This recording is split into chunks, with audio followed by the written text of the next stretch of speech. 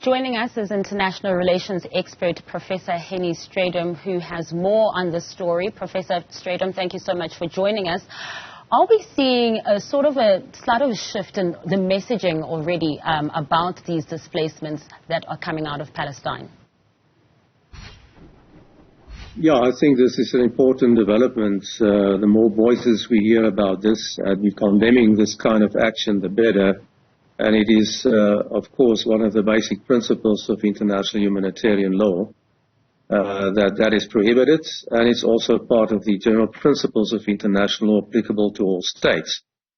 So one would actually like to also hear a strong voice in this regard from a country, America, which has probably the best leverage over the Israeli government. And I do not know whether that has been done, but I haven't heard anything in that regard. So we hope that there will be more voices from the powerful states condemning this kind of action. And Prof, as you mentioned, we are looking for hearing those voices from particularly America. But are we seeing a change in their messaging coming out of the White House? It was last month when the Secretary of State, Antony Blinken, had private talks in Jerusalem saying that the massive civilian killings in the north of Gaza must not be repeated in the south. Now, is this just a case of walking the talk and not actually implementing it, not talking the talk and walking the walk at the same time? Yeah, you're perfectly correct. There is a change of the attitude in the White House, and we're seeing more and more sort of stronger statements. But I mean, there must be consequences for not complying with it, and that I think is where the big deficit is at this point in time and throughout the whole conflict.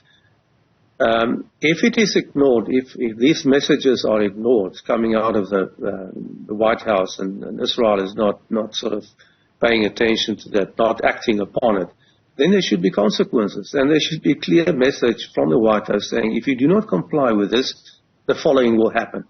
That part we have not seen and heard about. So I think that is where the big problem lies in this whole conflict, that Israel feels untouchable because of the fact that we do not have strong commitment to a sanction type of response when there is non-compliance.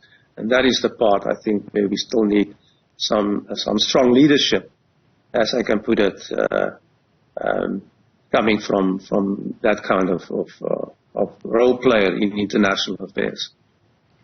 Now, a growing number of countries have shown their support for Palestine as well. We also saw a delegation of African leaders going there too.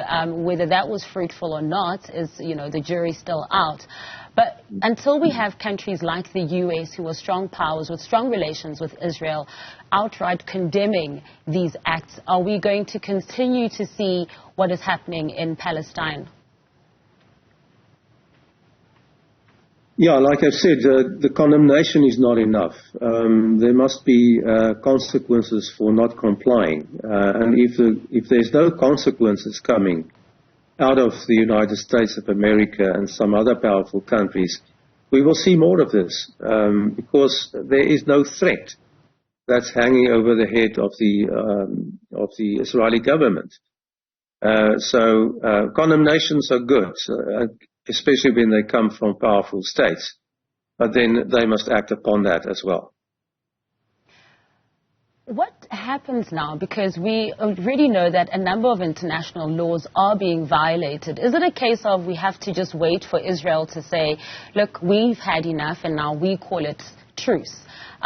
Do they then continue on this path? And while there are so many countries and also international bodies of law condemning these acts, what are the repercussions? Because it just seems that it doesn't matter, it just will continue. Yeah, I think one of the more important repercussions that will certainly in the making are the investigations by the chief prosecutor of the International Criminal Court, who is for some time now investigating, transgressions of international humanitarian law in Gaza. And certainly this will be part of his investigations. And I think we should, put our hope on that there will be steps taken in future once the evidence has been gathered and sufficient evidence has been gathered to take this one step further. Can I just point out one thing concerning the transfer, forcible transfer of persons from one area, out of an area to another area in an armed conflict situation, and where that may constitute a transgression, is the arrest warrant for Vladimir Putin, who stand accused exactly for that transgression. So one would see a similar thing happening here, provided that there is evidence to link one or other person or persons in the Israeli government to this forcible deportation or transfer, so that a strong indication of what the IC is prepared to do is also coming forward. Are we on a slippery slope here, Prof, where countries and leaders are doing as they wish? When you mention as well Russian leader Vladimir Putin, who's also there on that ICC list, are we now on a slippery slope where anyone can do as they wish? We are on that slope, and it's a very sad development. We can also see what is the impact on that on the Security Council. The Security Council has become totally dysfunctional because of the exercise of the veto. That has been done both by Russia and the United States in the current instance. And and then every time it happens, the matter is transferred to the General Assembly, which has the power then to address the situation. But the General Assembly has no sort of powers in this regard. It may only make recommendations. And we've seen that both in the case of the Ukraine war and now in Gaza.